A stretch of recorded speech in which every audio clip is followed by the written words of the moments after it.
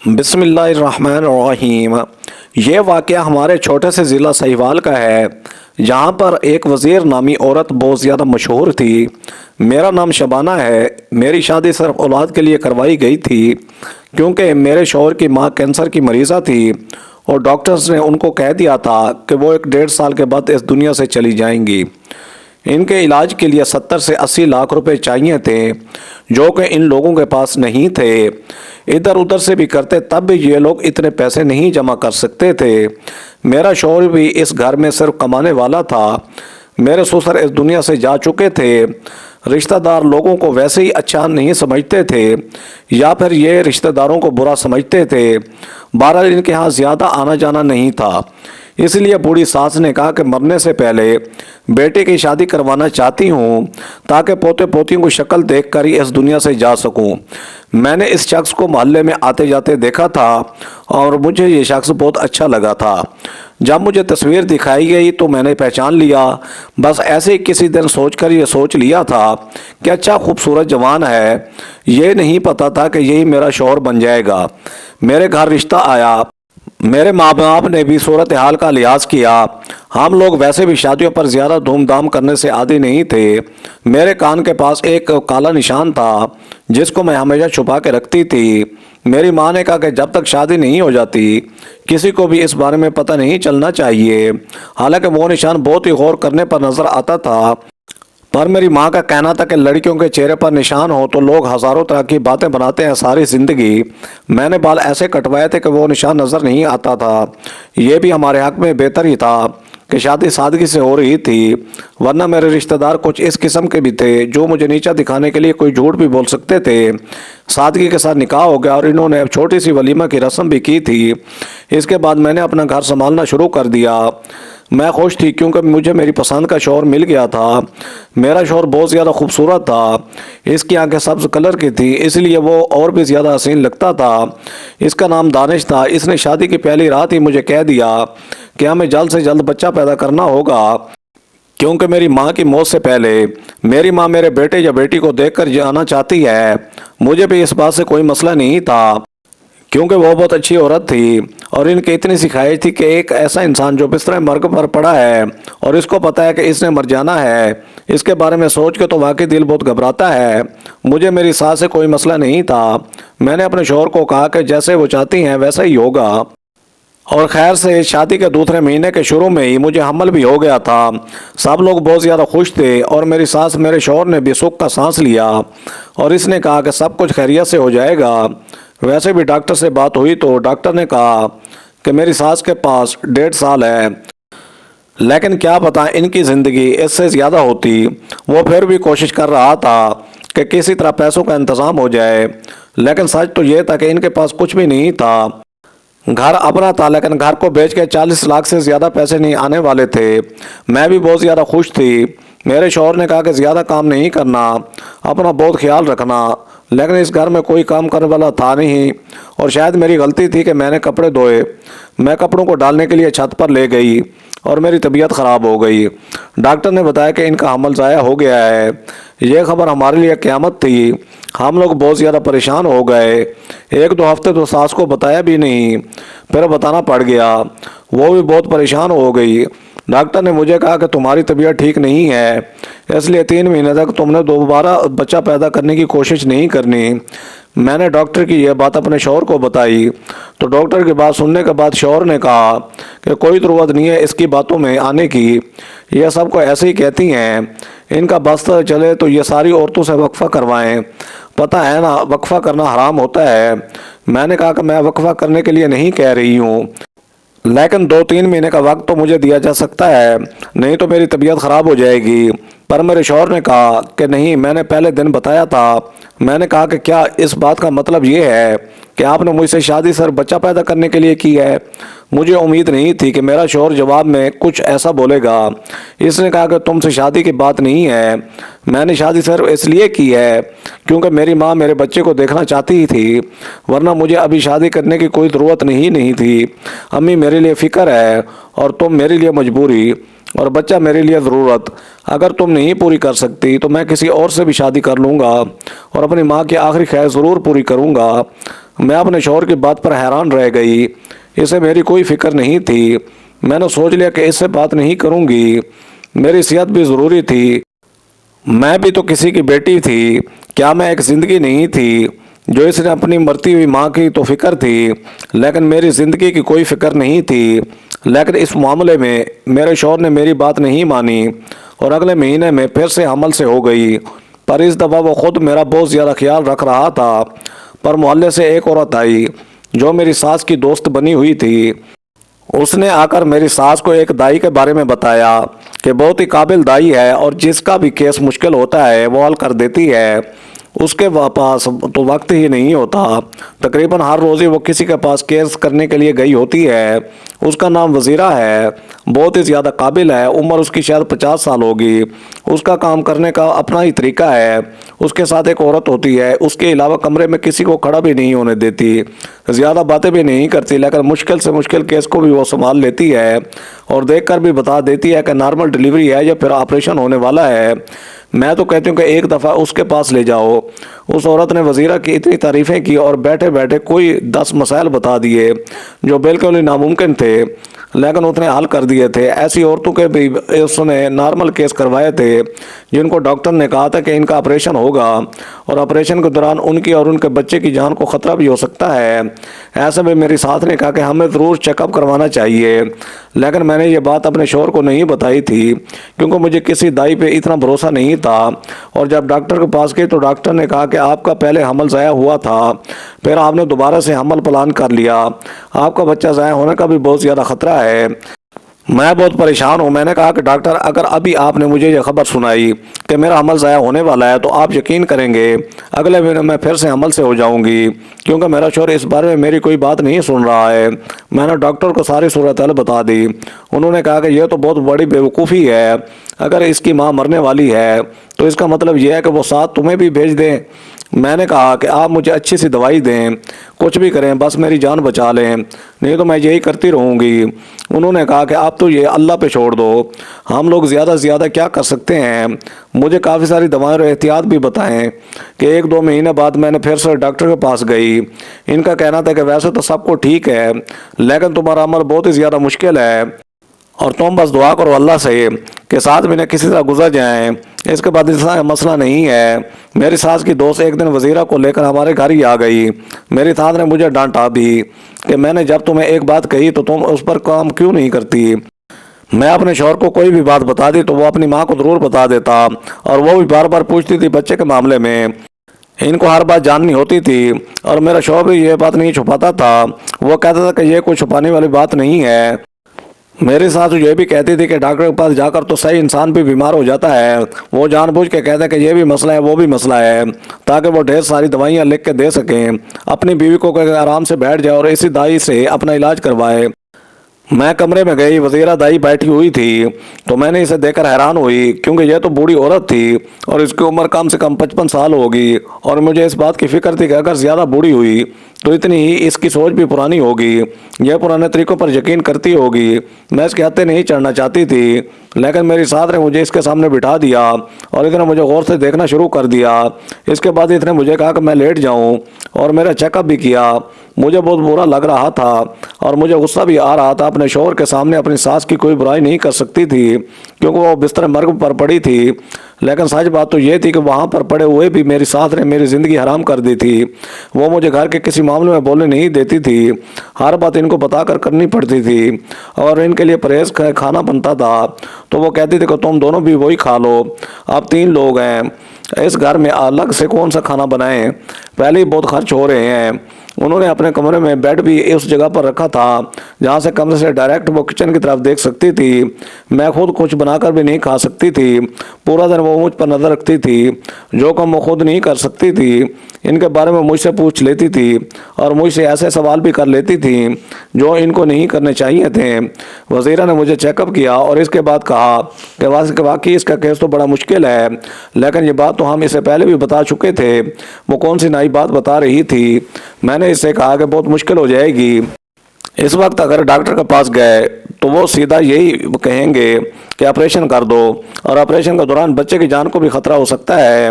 میری ساتھ نے کہا کہ نہیں نہیں، یہ بچہ ہمارے لیے بہت ضروری ہے، میں اسے مل کر مرنا چاہتی ہوں۔ اس نے کہا کہ پھر وقت پر مجھے بلا لینا، نہیں تو بعد میں یہ نہ کہنا کہ دیر ہو گئی۔ بہت ہی مشکل کیس ہے آپ کی بہو کا، میں ہی حل کروں گی۔ مجھے اس بات پر تھوڑا غصہ آ رہا تھا کہ یہ عورت ڈاکٹر تو نہیں ہے جو ڈاکٹر پہ زیادہ اس کے پاس تجربہ ہوگا۔ پر پھر کچھ دن بعد مجھے میری ایک دوست کی کال آئی جو اسی محلے میں رہتی تھی، اور 3 سال پہلے اس کی شادی ہوئی تھی۔ ابھی وہ اسی شہر میں ہی تھی، لیکن اس کے سسرال والوں کا گھر دوسرے علاقے میں تھا۔ اس نے مجھے کہا کہ میں تمہیں کیا بتاؤں، میں کہاں تھی یار، مجھے وقت ہی نہیں ملا، میں بڑا برا پھنس گئی تھی۔ میرا بچہ ہونے والا تھا، ڈاکٹر نے کہا تھا کہ کیس بہت مشکل ہے۔ میں نے تو مہینے رو رو کے گزارے، دن رات دعا کی کہ اللہ کرے میرے بچے کو کچھ نہ ہو، لیکن پھر ایک عورت ملی جس کا نام وزیرہ تھا، اور اس نے مجھے چیک اپ کیا، عین وقت پر ہی وہی میرے پاس تھی، اور اللہ نے کرم کر دیا اور سب کو ٹھیک ہو گیا۔ میں نے کہا کہ وہی وزیرہ جو لمبی سی ہے اور تھوڑی بوڑھی ہے؟ اس نے کہا کہ ہاں وہی والی ہے۔ میں نے کہا کہ ہاں، میری ساتھ نے بھی آج کل اس کو بلایا۔ میری دوست نے کہا کہ وہ واقعی بہت اچھی ہے، اس کے ہاتھ میں بہت آرام ہے، وہ بہت آرام سے سارے معاملات حل کروا دیتی ہے، تم بھی اس سے ہی کروانا۔ میری دوست کافی پڑھی لکھی تھی، اور اس نے مجھے بتایا کہ یہ ابھی ہوا ہے۔ اس نے مجھے اپنی بیٹی کی تصویر بھی دکھائی، اس کی بیٹی تھی لیکن بالکل بھی اس جیسی نہیں تھی۔ ویسے تو بچے سارے پیارے ہوتے ہیں، لیکن اس کی بیٹی بالکل ہی اس پر نہیں گئی تھی۔ عجیب سی کالی سی بچی تھی اور موٹے موٹے نین نقش تھے۔ میں نے یہ بات اس کو نہیں کی، لیکن مجھے یاد ہے کہ اس کا شوہر بھی تو اسی طرح کا ہے، اور بچی شاید اپنے باپ پر چلی گئی تھی۔ اس نے کہا کہ ڈاکٹر نے کہا تھا کہ یہ بچی نہیں بچنے والی۔ آپ دیکھو یہ میری گود میں بیٹھی ہے، یہ سب وزیرہ کی وجہ سے ہی ہوا ہے۔ اگر تمہیں اس کا وقت مل گیا ہے تو پھر تم شکر کرو، اس کا تو وقت ہی نہیں ملتا۔ میں نے کہا کہ ٹھیک ہے، میں بھی مطمئن ہو گئی، کیونکہ میری دوست جھوٹ کیوں بولے گی؟ جب محلے کی عورتیں اور رشتہ دار آپس میں بیٹھتی ہیں اور وہ شادی شدہ ہوں تو ان کی باتیں یہی ہوتی ہیں، بچہ، شادی، کیا ملا، کیا دیا، بچے ہونے والا ہے، کون سا بچہ ہونے والا ہے، بچے کی صحت کیسی ہے۔ ہمارے گھر میری ساس کو پوچھنے کے لیے کافی عورتیں آتی جاتی رہتی تھیں، اور باتوں باتوں میں کم و بیش ساری وزیرہ کی کافی تعریف کرتی تھی۔ 2-3 عورتوں سے تو میں نے خود بھی پوچھا ہے، انہوں نے کہا کہ بہت اچھی عورت ہے۔ مجھے بھی تو تسلی کرنی تھی، اور مجھے تسلی ہو چکی تھی۔ ڈاکٹر کے پاس گئی، اس کے بعد میں صرف ایک دفعہ ہی اور گئی۔ اس نے یہی کہا تھا کہ ابھی کافی رسک ہے، لیکن دن اسی طرح گزرنے لگے۔ میرا شوہر میرا خیال رکھتا تھا، پر اس نے جو باتیں مجھے کی تھیں وہ مجھے بولتی نہیں تھیں۔ پھر میری ماں نے مجھے سمجھایا کہ شادی شدہ زندگی میں اپنی یادداشت کو کمزور کرنا پڑتا ہے، تب جا کر رشتہ مضبوط ہوتا ہے، جو پت گزر جائے اس کو بھول جانا ہوتا ہے۔ شاید میری ماں ٹھیک کہہ رہی تھی، میرا شوہر میرا خیال کر رہا تھا، میری ساس بھی میرے لیے دعا کرتی تھی، اور عین وقت پر میری طبیعت بہت زیادہ خراب ہو گئی۔ وزیرہ کو بلا لیا گیا، وہ وقت پر پہنچ گئی، لیکن جب وہ وہاں آئی تو اس کو دیکھ کر میں حیران ہوئی۔ اس نے مردانہ دھوتی پہن رکھی تھی۔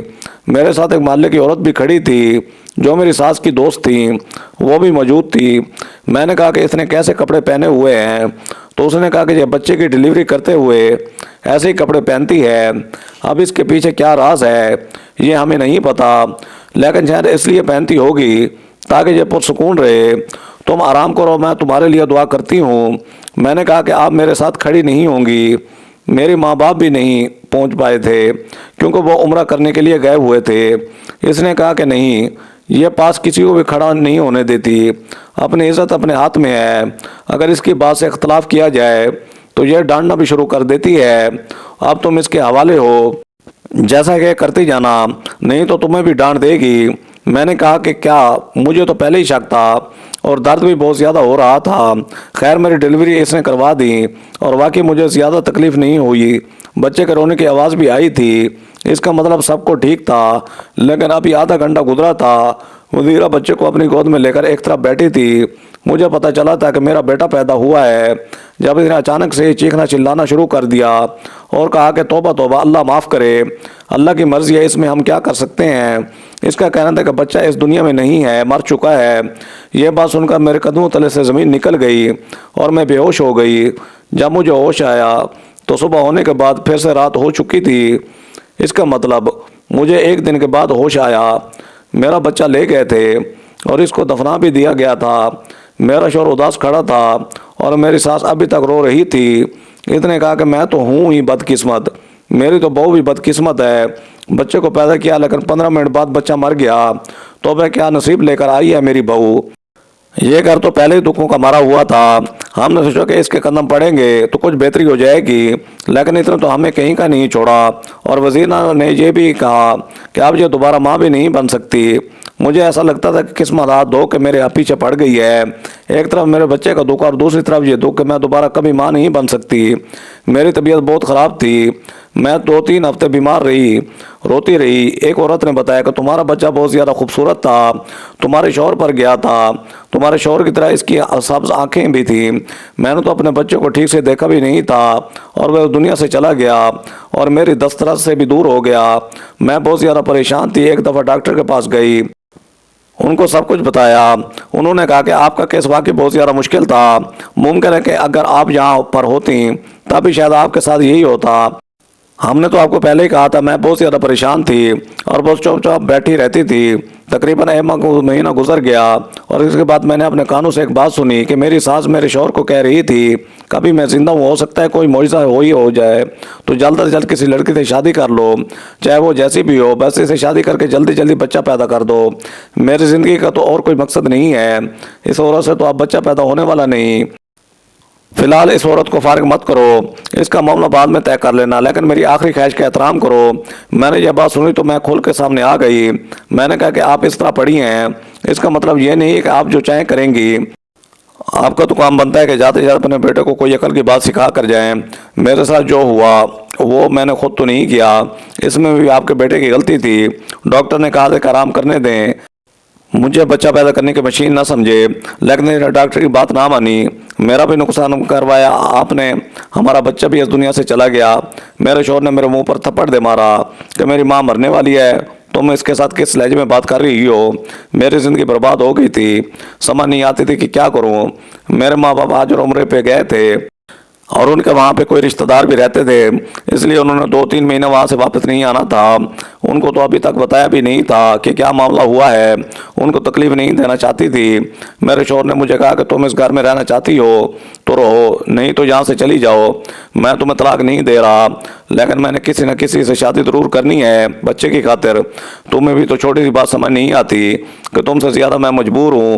میں نے اپنے شوہر کو بہت باتیں سنائیں، میں نے کہا کہ یہ سب کچھ آپ کی وجہ سے ہوا ہے، آپ نے میری زندگی برباد کر دی ہے، آپ کی وجہ سے میں بانجھ ہو گئی ہوں، میں آپ کو کبھی معاف نہیں کروں گی۔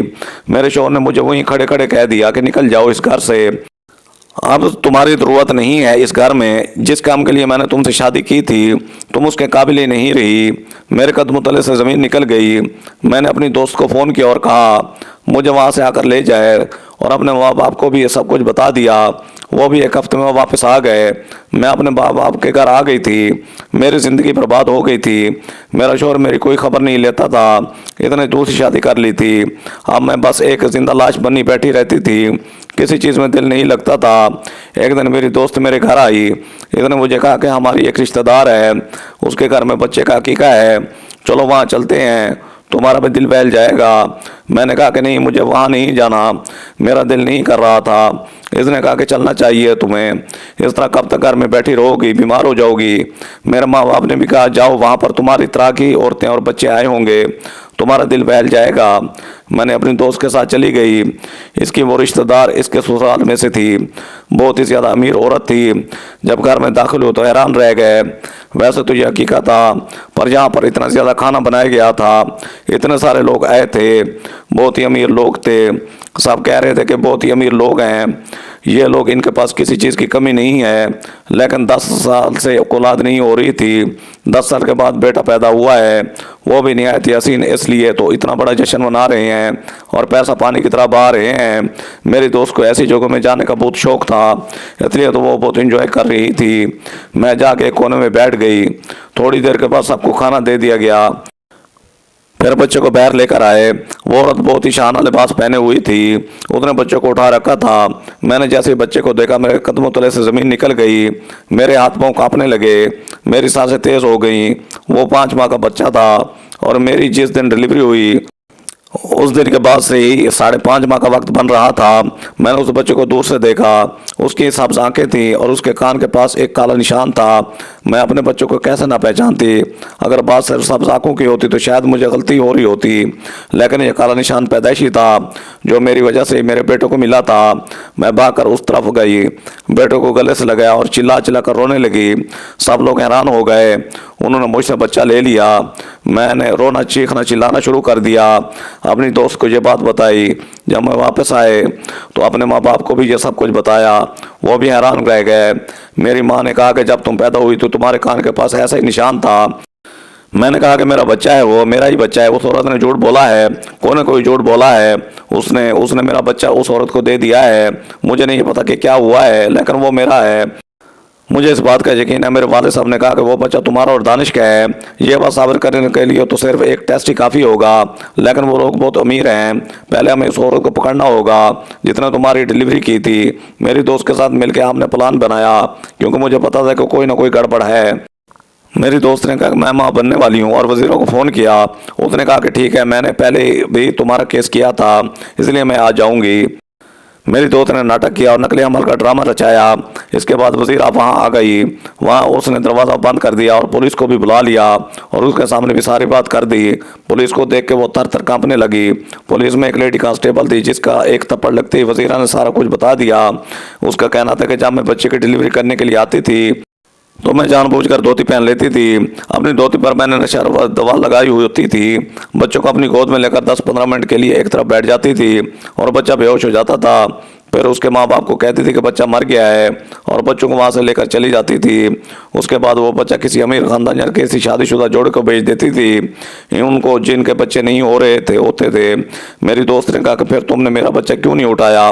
اس نے کہا کہ تمہاری بیٹی بہت بدصورت تھی اور میں صرف خوبصورت بچوں کو ہی چراتی ہوں، تمہاری دوست کا بچہ بہت ہی زیادہ خوبصورت ہے، سبز آنکھوں والا تھا، مجھے پتا تھا کہ مجھے اس کے اچھے پیسے ملیں گے، اس لیے میں نے کہا کہ وہ مر گیا ہے۔ میں اپنا نام بدنام نہیں کرواتی ہوں، میں 10 میں سے صرف ایک بچے پر ہی یہ گیم کھیلتی ہوں جو سب سے زیادہ خوبصورت ہوتا ہے اور جس پر خطرہ کم ہوتا ہے۔ اس کے ساتھ تو بستر پر پڑی تھی اور شوہر بھی مجھے بیوقوف سا لگا۔ تمہارے ماں باپ بھی اس وقت موجود نہیں تھے، اس لیے میں نے تمہارے بچے کو ہی ٹارگٹ بنایا۔ میرا نام بہت مشہور ہے، لوگ مجھ پر بھروسہ کرتے ہیں، لیکن وہ جو بھی جانتے ہیں کہ اگر بچہ اس دنیا سے چلا جاتا ہے تو اس میں دائی کا کوئی قصور نہیں ہوتا۔ میرے باپ نے پولیس والوں کو کہا کہ اس کو فوراً پکڑ لیں اور پہلے ہمارے ساتھ چلیں تاکہ ہم اس عورت کو اپنا بچہ لے سکیں۔ ہم اس کو لے کر اس عورت کے پاس چلے گئے اور اس عورت کو بھی دھمکایا۔ وہ بچہ دینے سے انکاری تھی، اس نے کہا کہ میں نے اس بچے کو 10 لاکھ روپے میں خریدا ہے۔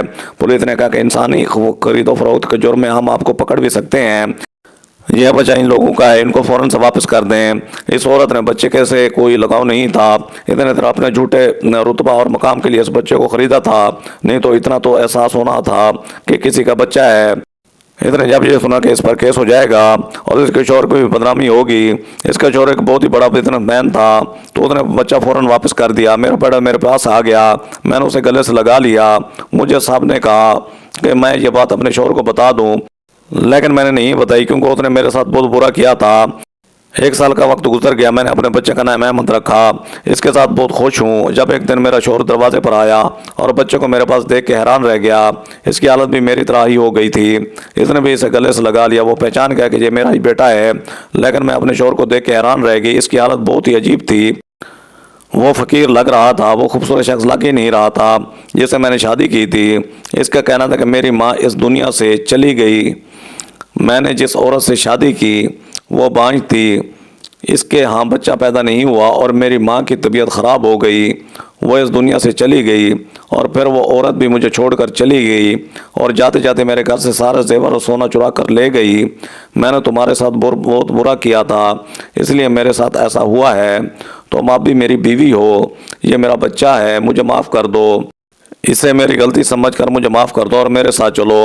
وزیرہ نے بھی یہی جھوٹ بولا تھا کہ میں دوبارہ ماں نہیں بن سکتی، میں بالکل ٹھیک تھی۔ میرے شوہر نے کہا کہ میں بہت اکیلا ہو گیا ہوں، میں اپنے شوہر کو بھی کبھی معاف نہ کرتی، لیکن اسے اپنی کی سزا مل چکی تھی، میری آنکھوں میں بھی آنسو بھر آئے اور میں نے بھی اسے معاف کر دیا۔ اس کے بعد وہ مجھے اپنے ساتھ اپنے گھر لے آیا۔